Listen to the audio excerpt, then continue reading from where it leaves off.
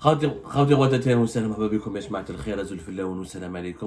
que vous allez bien, j'espère que vous vous portez bien.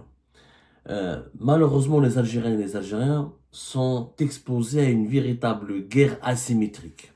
Je parle d'une guerre asymétrique dans la mesure où ils sont bombardés par des fake news, par de la désinformation, par des manipulations outrancières qui les visent à chaque fois, qui visent les Algériens et les Algériens pour les entraîner dans un cycle de manipulation dont le seul but est de détourner l'attention sur la vérité sur leur pays, la vérité de la situation réelle de leur pays. La crise actuelle entre l'Algérie et la France a profité malheureusement à pas mal de diffuseurs de fake news. Ce que moi j'appelle les canaux du mensonge. À chaque fois qu'une crise éclate en Algérie, les canaux du mensonge se mettent en place pour profiter de ces crises, pour profiter de ces tensions, pour profiter de ces crispations, afin de, encore une fois, manipuler davantage les Algériens et les Algériens, les détourner des vrais problèmes qui causent ces crises et les détourner des vrais responsables qui ont enclenché ces crises. Nous avons un cas d'école. Hier, il y a eu un cas d'école d'un article qui a été diffusé par un média étranger qui a suscité beaucoup de buzz et qui a suscité beaucoup d'interrogations. Et beaucoup des abonnés de la communauté d'Algérie Part m'ont posé des questions sur cet article. Excusez-moi, mesdames et messieurs, la grippe continue de me soumettre à des rudes épreuves. La grippe est toujours froid dans ce pays. Malheureusement, nous sommes en manque de soleil. Il s'agit d'un article bizarroïde qui a donc aggravé le malaise puisqu'il fait croire aux Algériennes et aux Algériens que la France, que les autorités françaises auraient entamé des négociations avec les autorités algériennes dans le cadre d'une approche pour aboutir à une réconciliation entre les deux pays, et qu'au cours de cette négociation, la France demanderait la tête d'un général algérien, qui s'appelle le général Nasser Djenn. Très connu, puisqu'il dirige la DGSI depuis pratiquement une année. Nasser Djenn, nous en avons déjà parlé, on a fait Algérie-Pat, lui a consacré plusieurs émissions, on a expliqué comment il a monté tous les échelons, comment il est devenu hyper puissant, comment il est devenu l'un des hommes forts du pays. Il a été nommé à la tête de la DGSI à partir de juin 2024 et il a été à la tête de la Casa Nantal depuis pratiquement 2021. On a raconté son histoire, on a raconté un petit peu son parcours, on a raconté pas mal de choses sur Nasser Djenn qui est un mythe. En Algérie, c'est un véritable mythe. Mais vous savez, en Algérie, c'est pas difficile de susciter des mythes. Tellement il n'y a pas de liberté d'expression, tellement il n'y a pas de médias qui font dans la pédagogie et dans l'explication, et tellement le pouvoir en place n'a ou cultive l'opacité, que tout ce qui n'est pas connu, tout ce qui n'est pas identifié, tout ce qui échappe à la compréhension de nos concitoyens devient mystérieux, et le mystère génère ensuite le mythe. Alors, on va pas parler de Nasser Djenn, on va parler de cet article qui a suscité beaucoup de buzz, et beaucoup de nos compatriotes ont cru que cette information a été vraie. Et j'aimerais vous expliquer que non seulement c'est un gros mensonge, non seulement c'est une fake news, mais c'est aussi une terrible manipulation qui vise encore une fois à déstabiliser nos compatriotes et à les éloigner de la vérité. Cet article, qu'est-ce qu'il dit? Il dit que le chef du contre-espionnage algérien, la DGSI, voilà, l'article, c'est même pas faire entre la différence entre DGSI et DCSI, le général Abdelkader Haddad, dit Nasser Djenn, un compagnon de route du fameux général Tawfiq, l'ex-chef des services secrets algériens pendant un quart de siècle, qui jusqu'à son renvoi en 2015 était devenu le vrai patron de l'Algérie, considéré par les services secrets français comme l'instigateur de la violente campagne menée par les activistes algériens en France. Ces derniers s'en prennent non seulement aux opposants au régime, mais aussi aux hommes forts du pays, le président Tebboune et le général Chengueria. Ces mercenaires de la désinformation s'attaquent à la vie privée des deux hommes, à leurs familles, ainsi qu'à leurs alliés au sein du pouvoir. Or, les liens entre ces activistes et le patron du contre-espionnage sont désormais avérés et connus aussi bien à Paris qu'à Alger. Dans les discrets pourparlers qui se sont engagés entre la présidence française et la présidence algérienne sur l'éventuelle libération de Boualem Sansal, la négociation s'est élargie à un certain nombre de dossiers sensibles, chaque partie pesant de ses conditions, avant un dénouement mettant un terme aux relations devenues très conflictuelles entre les deux pays après l'arrestation arbitraire de l'écrivain. Le patron du contre-espionnage algérien, Nassar Djen, soupçonné par la France d'être au cœur du conflit entre les deux pays, voit sa situation fragilisée et son départ rendu possible dans les semaines à venir. Voilà, donc c'est un article qui nous dit que, soi-disant, la France veut la tête de Nassar Djen parce que elle pense que c'est ce général algérien qui est à l'origine de la crise des influenceurs, à l'origine de toutes les manœuvres de déstabilisation dont aurait été victime la France ces derniers mois pour des agendas politiques internes en Algérie. Et l'information a circulé, et bien sûr, les gens, certains ont cru à ce tissu de conneries. Pourquoi c'est un tissu de conneries? Je vais vous donner quelques clés, parce que moi, je pense qu'en Algérie, malheureusement, plus qu'ailleurs, il faut vraiment que les médias algériens crédibles fassent quelquefois des cours, donner des cours pour permettre à l'opinion publique nationale de faire la différence entre une vraie information, une une fake news, un mensonge, une manipulation, une grossière fake news. C'est simple, il y a ce qu'on appelle les critères de la plausibilité, de la probabilité que ça soit vrai. Une information, pour qu'elle soit recevable, il faut qu'elle soit probablement vraie. Une information dans le journalisme, une information n'est qu'une information, si elle est recevable. Une information n'est qu'elle est recevable si elle correspond à un certain critère de vérité. Avant même de dire est-ce que c'est vrai ou pas, est-ce qu'elle peut coller à la vérité? C'est-à-dire, avant de s'interroger sur un événement, est-ce qu'il s'est réellement déroulé? Est-ce qu'un événement pourrait réellement se dérouler? Exemple, si vous lisez par exemple demain un article qui dit en France, il y a eu un volcan, il y a eu des milliers de morts. Oui. Est-ce qu'il y a eu des volcans en activité en France? Non. C'est par exemple, vous allez lire, en France, il y a eu la désertification, une tornade, le sable, etc. Est-ce qu'il y a un désert? Est-ce qu'il y a le Sahara en France? Ben non. En fait, avant même de croire à une information, il faut la confronter à la réalité que nous connaissons. Quand une info ne colle pas à la réalité, déjà, on peut mettre en doute cette information. C'est simple, c'est comme si je vous dis quelqu'un, il fait du parachute, au moment où il s'est lancé avec son parachute, il a pris un pot de Nutella, il a mangé du Nutella ou d'Almorgen, il a pris un sandwich de Ganateta. C'est pas possible que quelqu'un fait du parachute où il mange de la Ganateta. Donc, il faut absolument être rationnel, c'est-à-dire confronter les faits rapportés par une information à la réalité, voir est-ce que ça peut être probablement vrai, oui ou pas. Dans ce cas-là, regardez les tissus des conneries. Le général Nassar Djen, c'est lui qui a envoyé les activistes algériens pour mener une violente campagne contre la France. Il fait référence aux influenceurs algériens, les Doualem, les Azo Youssef, comment on appelle ça, Sofia de Lyon, les Bazooka, ceux qui ont été arrêtés ou des Djeraffer, etc. Et 7 ou 8, entre 7 à 10 influenceurs qui ont été arrêtés, essentiellement sur TikTok, et qui ont été ensuite ou incarcérés. 3 ont été incarcérés, les autres ont été placés sous contrôle judiciaire. Et on a même un qui m'a dit Djeraffer, il n'a pas été encore soumis, il est soumis à une enquête, mais il n'a pas été placé sous contrôle judiciaire. Doualem n'a même été remis en liberté plutôt par la justice française. On en a parlé récemment. L'article dit que ces deux hommes insultent aussi le président Tebboune et Chenguereha. C'est simple. Est-ce que vous avez vu un influenceur partisan du régime algérien en France insulter Chenguereha ou la Tebboune? Au contraire, ils disent tout le temps vive Chenguereha ou vive Tebboune. Est-ce que Doualem, Zazo Youssef ou Sofiane Benlemen ou les autres qui ont été Djeraffer, ceux qui ont été arrêtés ou placés sous enquête, ont à un moment donné, insulté Tebboune ou Chenguereha? Bien sûr que non. Ce sont les partisans, au contraire, ils disent vive Tebboune et vive Chenguereha. Donc cette information, elle est complètement conne. Déjà, au départ, vous pouvez dire, ah, c'est une fake news. Comment vous pouvez dire que les influenceurs critiquent ou insultent Chenguereha et s'attaquent à leur vie privée, alors au contraire, ils s'attaquent à la vie privée des opposants. Ils s'attaquent aux opposants du régime algérien.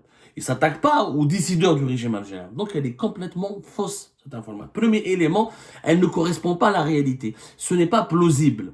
C'est comme si vous racontez une histoire qui n'est pas vraie. C'est comme si vous allez raconter, que quelqu'un vous raconte, ah, j'ai vu un extraterrestre. Mais est-ce que les extraterrestres existent? Bien sûr que non. Donc ce qu'il vous raconte, c'est des conneries.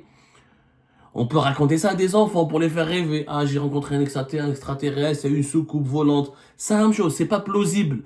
À partir du moment où les activistes qui ont été arrêtés, les influenceurs activistes qui ont été arrêtés par la police française, par les autorités françaises, ont été uniquement, leur discours était uniquement basé sur la diabolisation des opposants et des partisans du changement en Algérie, et qu'ils avaient un discours qui glorifiait Tebboune et Chengelha, cette information elle est complètement fausse.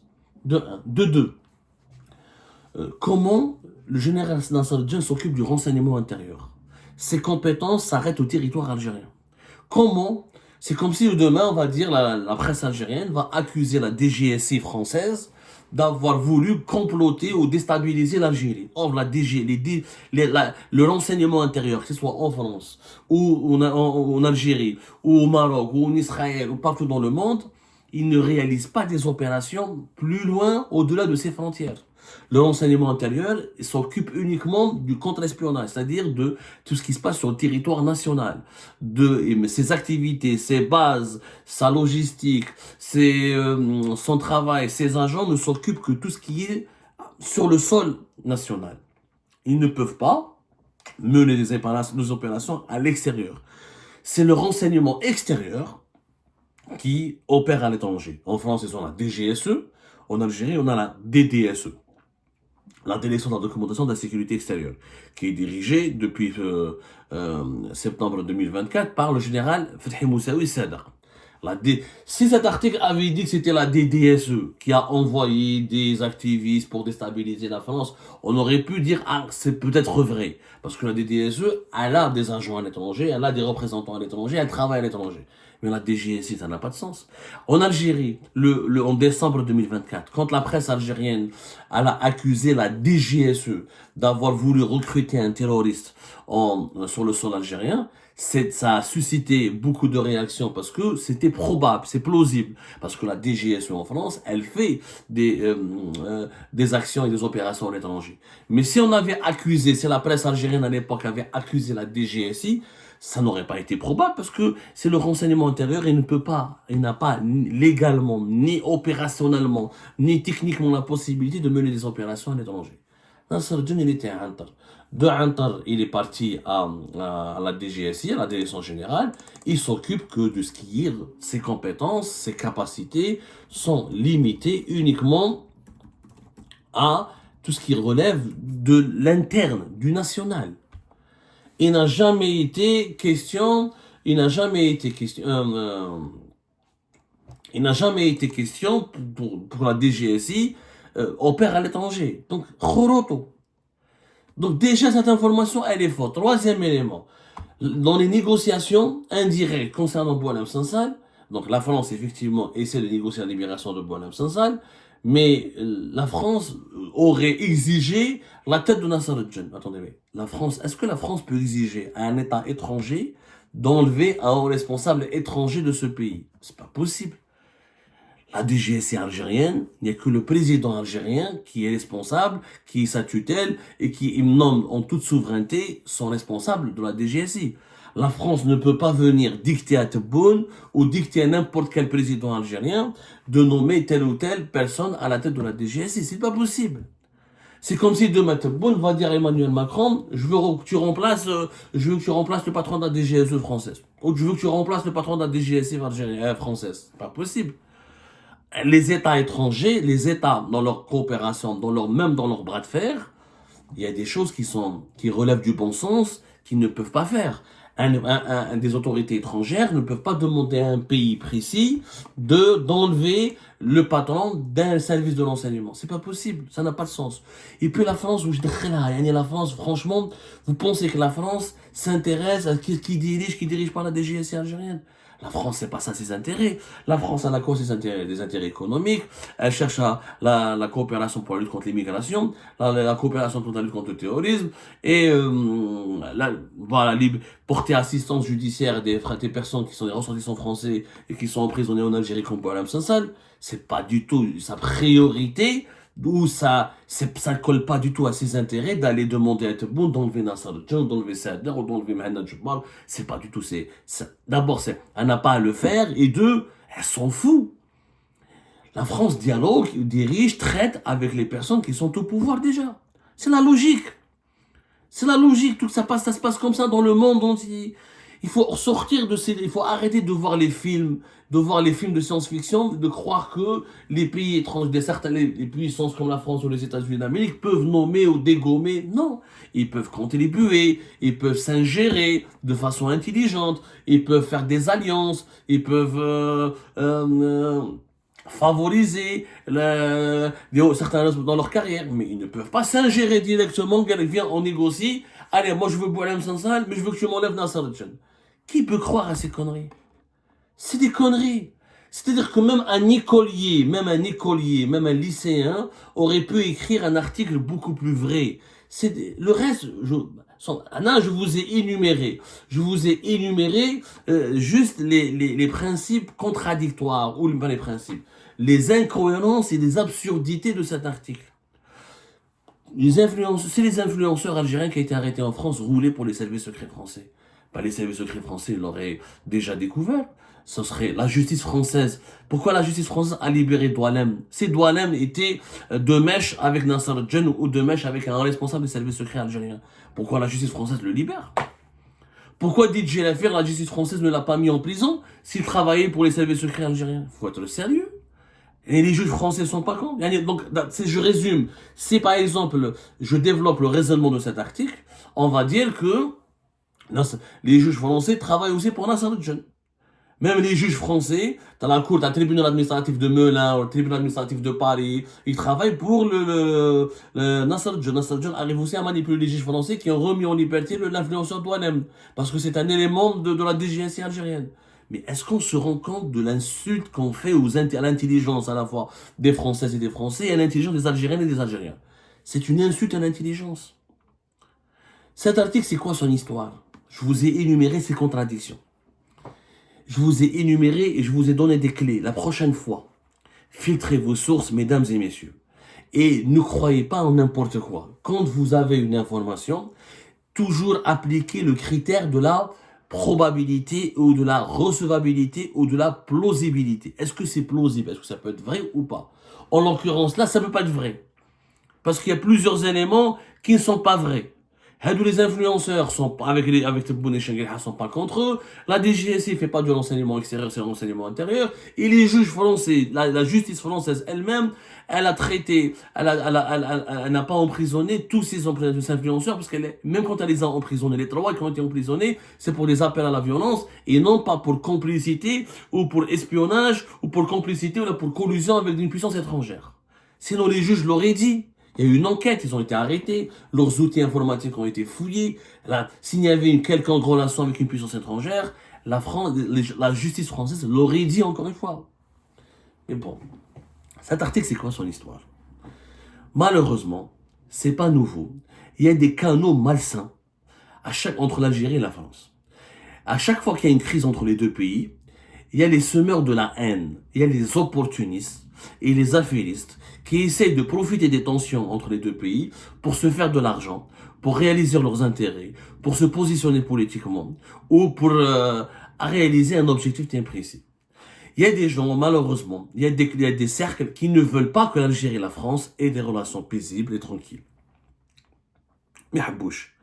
Il y a des gens qui veulent toujours mettre de l'huile sur le feu pour aggraver les tensions, pour intensifier le conflit, parce qu'ils y trouvent un intérêt. L'article a été écrit par un Algérien, qui n'est même pas journaliste, c'est un agent de sécurité dans un aéroport.